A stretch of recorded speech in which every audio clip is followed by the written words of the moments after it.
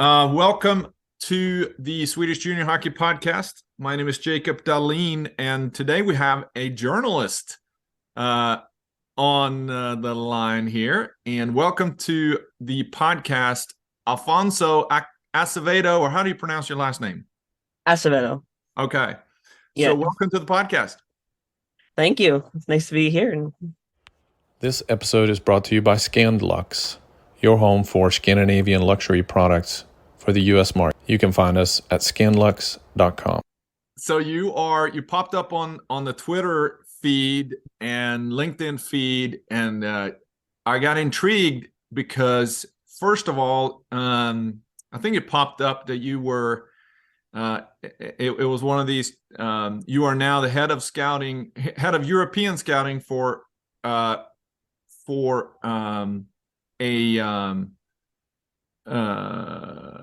publication or online publication, which is Recruit Scouting, right?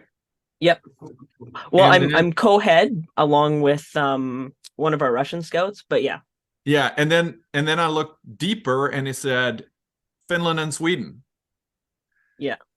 So then I looked you up, and my first place when I looked you up on Twitter, so your Twitter handle is at Alfonso7 Acevedo, and it had two flags there, a Canadian flag and then a flag I didn't recognize, and I realized it was from El Salvador. Yeah. So now I'm really intrigued. El Salvadorian national hockey team is probably not in the A or B group or C group. Is there hockey in El Salvador? Well, first of all, that's because that's my heritage, right? I'm Salvadoran Canadian, born in Canada. My dad was the one that came over. So the only hockey rink or even just ice sheet that I have ever seen, because I've gone back once, was in a mall, and it was very small. It was very small compared to what your average. Like, I live in Edmonton. We have West Edmonton. We have this huge hockey rink. We have the brick, invitational every year. Like, it's a big thing here, and then you go over there, it's like just like this really small thing, renting skates. But it was pretty cool to see, actually. Yeah, that's right. So you got to start somewhere. There is ice. Exactly.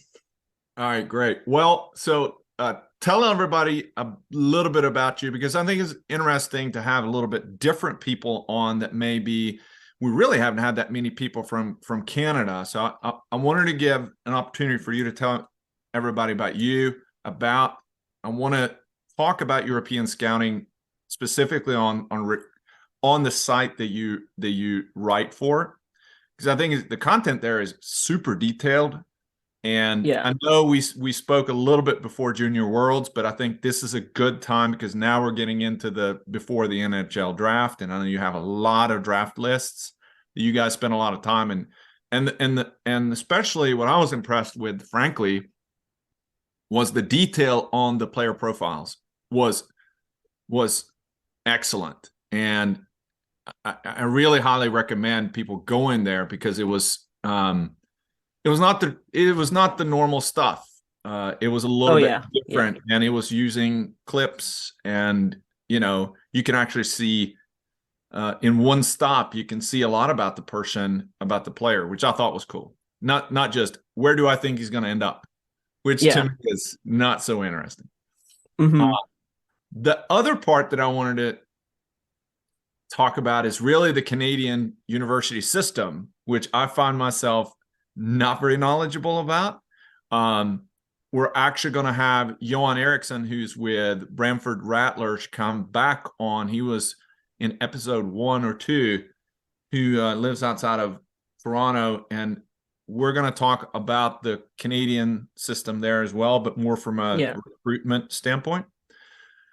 So that's kind of what I want to talk about today. So let's start with all right, because you are currently a student there at MacEwan, right? Yes. Yeah. Which takes a lot of my time away from scouting, obviously, because, getting your assignments done and everything. So there's that, obviously. I'm hoping next year I'll get a lot more going because I'm slowly getting to the end of my degree. So that'll be very nice as well. But yeah, I mean, I guess I really took an interest in scouting back in 2015 because I'm an Oilers fan. Oilers got Connor McDavid that year, right? And so that really sparked an interest. And then I kind of followed it throughout. And then I got on Twitter, was it 2019 or 2020? It was right before the pandemic. I think it was 2019. And then I guess I just gravitated towards it fairly quickly. It was something that I was interested in. Wanted to get something written as well as someone who wanted to go into journalism. And that kind of kickstarted my route from there, really. Wow. That's neat. That's neat. So are you a journalism major, or what is your major at MacEwan? I'm a journalism major with a minor in communications. Okay. Yeah. So who knows where this is going to take you, right? Exactly, yeah.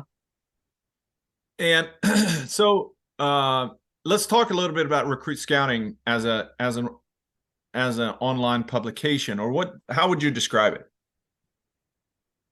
I think you covered it fairly well. It's a very in-depth look at each player, or in certain cases, rankings in general. I feel like a lot of the guys that we have there are very knowledgeable. Sometimes I even get intimidated because I feel like they know a lot more than I do. But they're very knowledgeable. All of them are, and I think a lot of their and how they put together their profiles are very in-depth. You're gonna get a lot of what maybe, let's say, someone like Craig Button or Sam Constantino from Sportsnet won't give you, right? And personally, I think when I look at other websites, not to diss on them, I feel like it's a little more in-depth as well. Like, you're looking at one player and that's kind of your main focus. Yeah. So and then I saw that you've written some in the past too for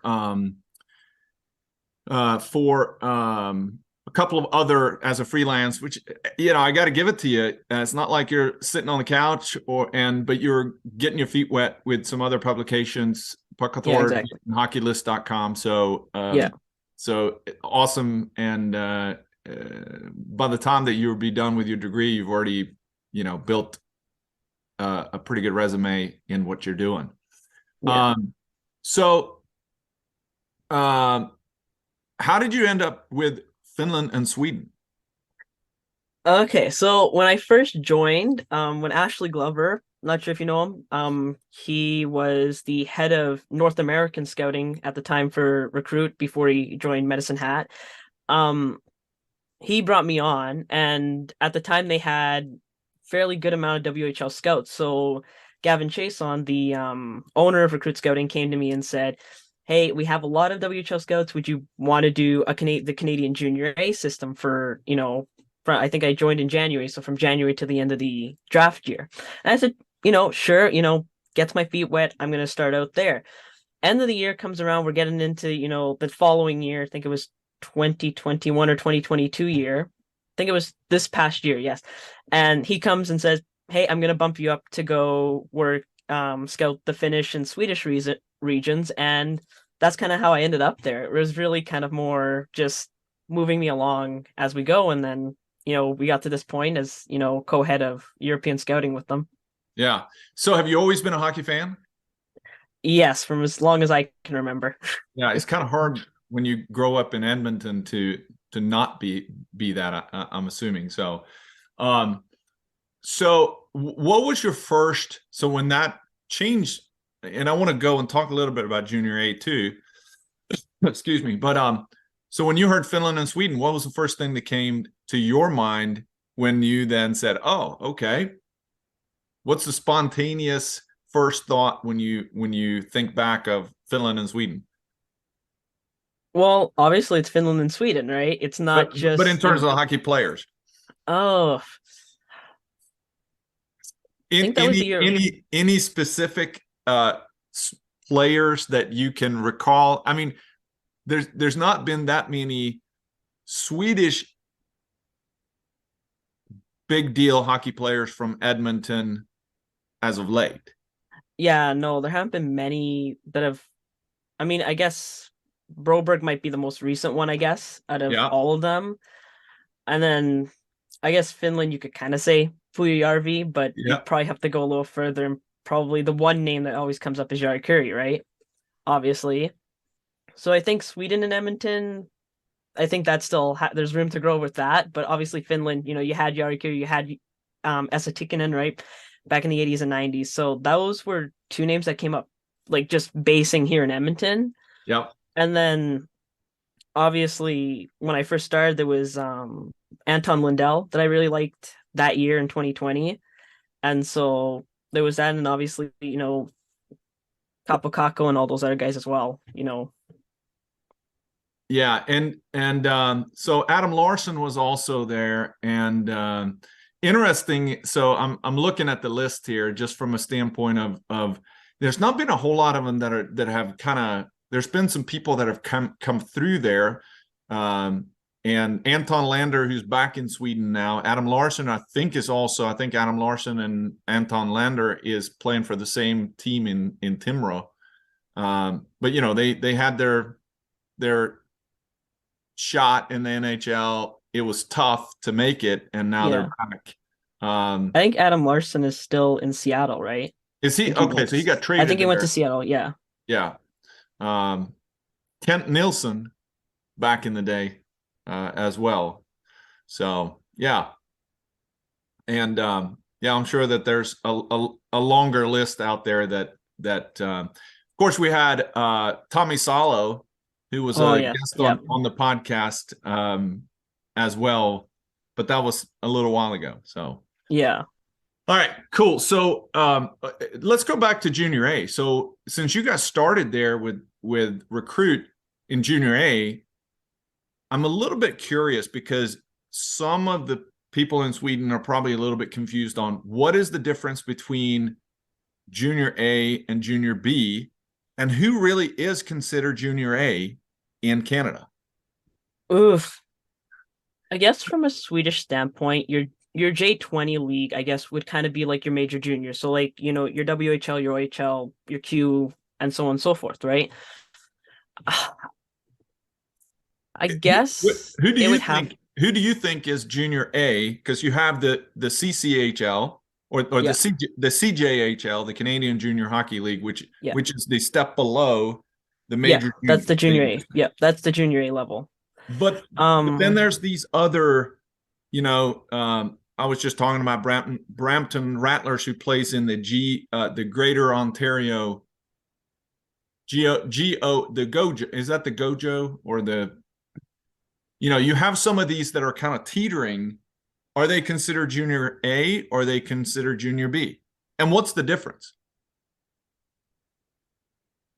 I'm not super knowledgeable on that, but from what my understanding of it is, Junior B is kind of still like your regional stuff. Kind of more, not so much you're gonna get an NCAA, Div 1 potential scholarship out of there. You might get lucky, get a Div 3 maybe or something, but I think most of if you're NCAA scout, you're going probably to Junior A, whereas Junior B is kind of, I think, most people good enough to not play Junior C, but not good enough to play Junior A kind of idea, I think, is what it is. Yeah. So, and all of them, the other difference in the U.S. junior program is that you have some that are part of USA Hockey and some that are not, like the USPHL and the EHL now, NCDC, they're not part of USA Hockey. How does it work in Canada? Are all of these programs part of Hockey Canada, or are there some that are independent as well? I believe all of them are part, like under the umbrella, I believe, of Hockey Canada. Although I'm confused on how BC does it, because I remember, what was it? 2 years ago, they broke out of the Canadian Junior League, right? So I'm not sure if they're still considered under the Canadian umbrella. I'd have to find that out. But I do believe that most of the junior leagues are still technically considered under Hockey Canada, because obviously they are based in Canada. So I think that's how it works. Yeah. All right. Enough of that stuff. So before we get into, before we wrap up, I'd like to be able to talk about some of the things that are coming up in the draft, and I'm interested in, and especially I want to highlight, you just posted on Twitter your your draft board that was color coded and very detailed and so on. But I'm also curious about the Canadian university system. So you are a student at MacEwan. So if we compare the U.S. university, if we look at the Swedish university system, they don't even have athletics that is necessarily part of the collegiate system, right? Okay. It's all done in the clubs, and once you are done with J20, then you go into what's called the A-laget, which is a team, which is adult, even either in SHL, Allsvenskan, Hockeyettan, Division 2, 3, and 4, and so on.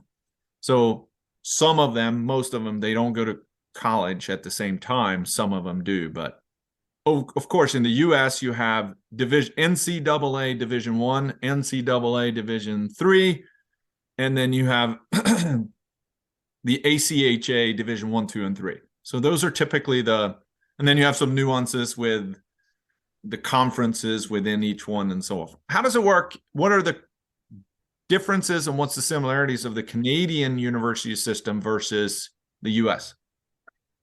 Well, the one difference I do know of, because I go to MacEwan, which was once just a community college, so they actually didn't play in what most people know as like what youth sports, which is or what was known, I think, prior to maybe 2015, the CIS. I believe that's what it was called. And so when they joined, they kind of left what is called, I had looked it up a few days ago. I think it's called the ACCA. I think for ACAC, I think is what. Yeah. Alberta College Association or whatever. And so they were part of that, which is usually reserved for like colleges in I guess for that case Alberta, and then there's others in other parts of the country. So like you would have, like, if you looked up here in Alberta, in Edmonton specifically, you'd have NAIT, King's College, and then Concordia University, I believe, as well.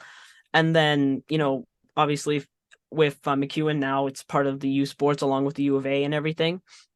But so I think if you look at it that way, you basically have obviously U Sports is bigger than the colleges, right? But I think I think to use the American view of it, the NCAA Div 1 would be your U Sports.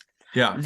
And then whatever else would fall into the college level, and so on and so forth. And of course, the University of Alberta, which is the Golden Bears, I believe, right? Yeah.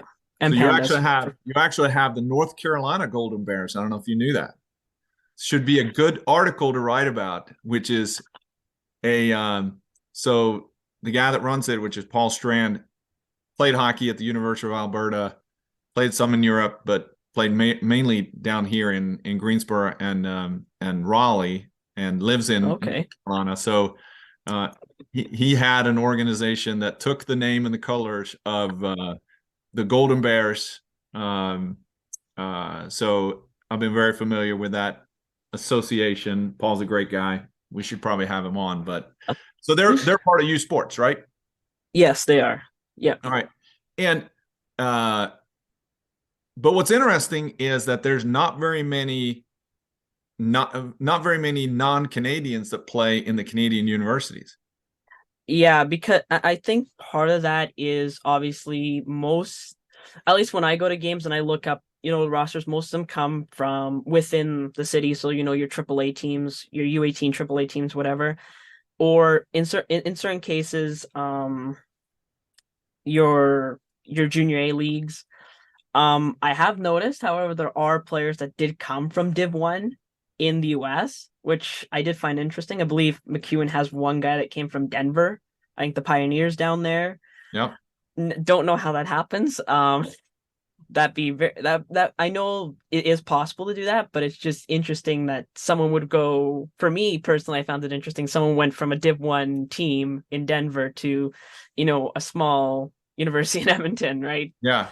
So what's the of course here, the big schools like Boston College, Michigan, Notre Dame, Michigan Tech, these guys, they have it's a breeding ground for the NHL, and it's Yeah. growing, where people go from the USHL or the NTDP, and then they go in and play a year or two in NCAA, and then they go on to the NHL. How does it work in Canada? Of course, most of them are playing in the major juniors, OHL, WHL, and the Q, but Yeah. are they also then going in to get a couple of years in U Sports, or does that not happen in Canada? The CHL actually has like a program. I think once you complete your years in junior, they actually do pay for part of your education to go to a university. So you'll see like at the end of the year, a lot of graduates from, whatever league will, start committing to certain universities. Um, one of the WHL guys we have at Recruit did say that it has to depend on how many years you play and how many games, I think. I don't remember the numbers exactly, but he did say that they will pay for a year of your university depending on the amount of games and seasons I believe you play in whatever league. So there's that, obviously. So that helps like the guys that maybe aren't going to be drafted or, want to keep playing, but also want to get an education as well. So that helps them as well. And yeah. Awesome.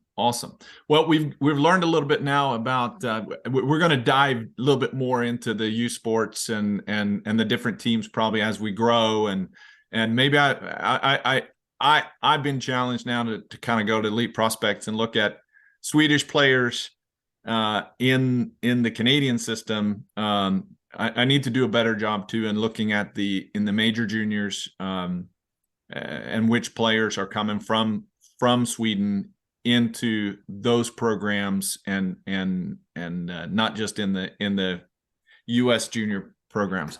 So Yeah. let's finish up here by talking about.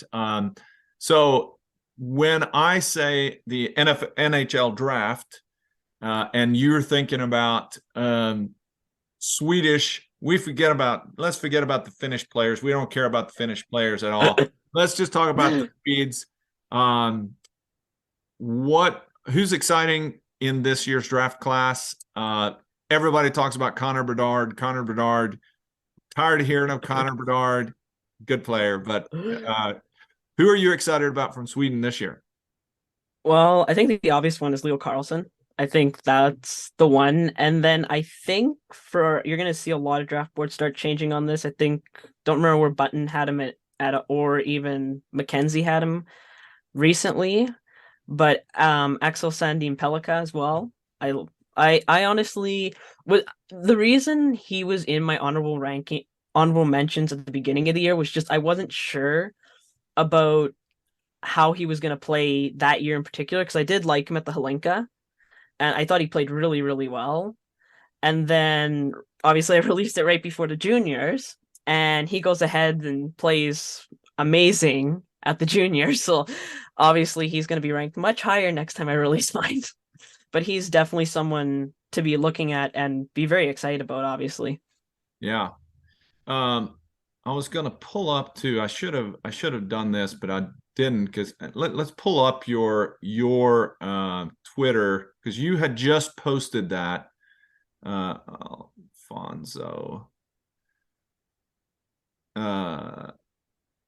Actually, there you are. Let's pull up your Twitter handle, because you had just posted your colorful draft board here, and not a whole lot of Swedes on here. There's 1, 2, 3. This is the first round, right?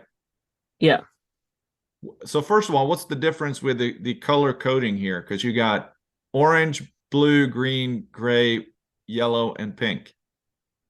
Well, it's kind of basically where I see a lot of play, like how I would see each player kind of in the same kind of group, So like, you take the top, obviously Connor Bedard's, you leave that one alone, obviously, right? But then you would have your Leo Carlsson's, Michkov's, Fantilli, and Benson. I kind of see them in kind of the same area, and that's kind of the idea between in regards to like the color coding. So you kind of got, these guys could flip flop and these type, but there's a big difference between Connor Bedard and the blue guys, and then the big difference between the pink guys and the blue guys. Yeah. So yeah, good. I sometimes like it. Yeah. All right. So the second Swede you got in there. So you got Neil Carlson, of course, and then Leo Carlson, and then you got Axel Sandin. So what you're saying is you think that he's gonna climb? Yes, I think for sure. All right. And then the next guy you got in here is Stenberg, who's Frölunda guy. Man, I'm missing the Leksand guys. There's no Leksand players on here. Yeah, not this year. I think last Lexan guy I think I really liked was, oh shoot, he played really well at the juniors recently. Rosen. Yeah, Isaac Yeah, Rosen. Isak yeah. Rosen is really how you pronounce it. Okay. Yeah. Of course, I grew up in a little village outside of Leksand, and so it beats close to my heart there.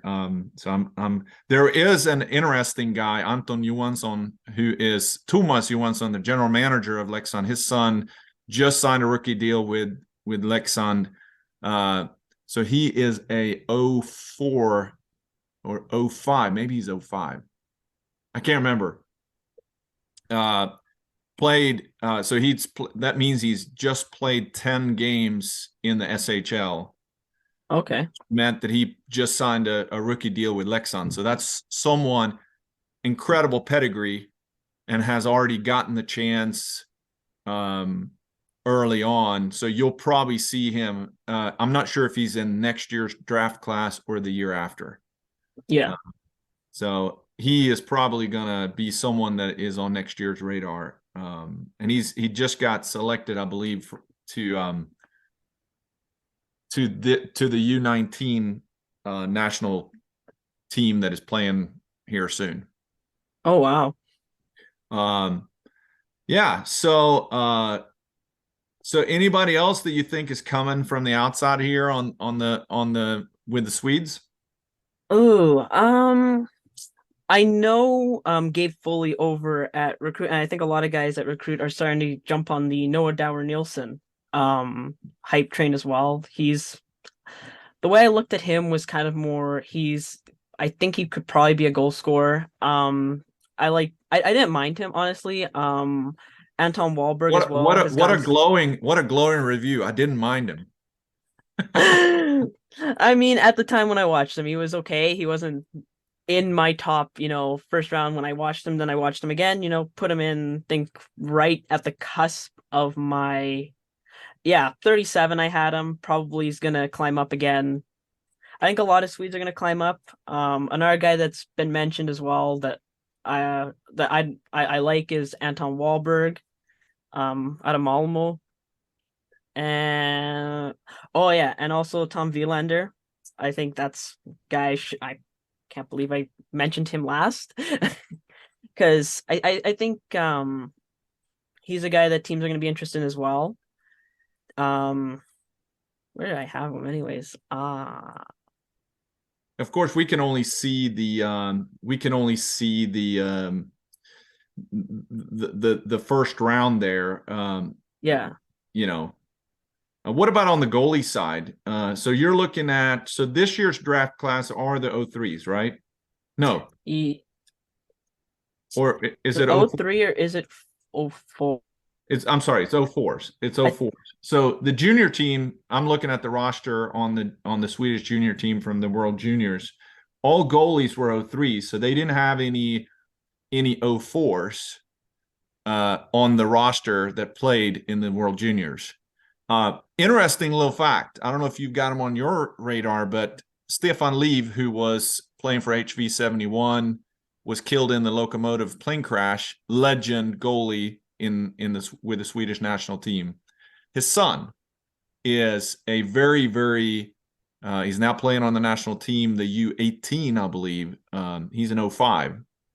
Okay. He's in Örebro, which is the same place that Leo Carlson is playing, I believe. But he's playing in the J20 on the J20 team. He just got selected for the national team, but he's not in HV71 organization, which is where Stefan Liv played for many, many years. So so he is so he's the same birth year as Axel Sandin. So Okay. yeah, awesome. All right, well, we can talk about different players all day long. The point I wanted to do is shine the light a little bit on, how it worked from your perspective. It's interesting that Recruit has, someone that is specifically looking at that. I do want people to go in and look at Recruit. What's the website there? Recruitscouting.com. .com, not .ca. No. I don't know. It seems weird. We like using, even though it's technically a Canadian website, we like using Americans. It's kind of a thing, I guess, here in Canada. We're kind of adopting it, I guess. Yeah. So recruitscouting.com, go in there and look at it, and specifically look at the. I saw there was one on the Slovakian player that plays for, that played in AIK. I thought that was a really, really good article. Yeah, it was. And clips, and the more you can it's a good place to get some in-depth details on some of these guys coming up in the draft. It is. And then, of course, you go in and hit follow you on Twitter is probably a good place where you can get some information as well. Hey, I appreciate you coming on, giving a little bit of background from a journalistic standpoint, not just players and coaches and ex-players and coaches. So, thank you. Yeah.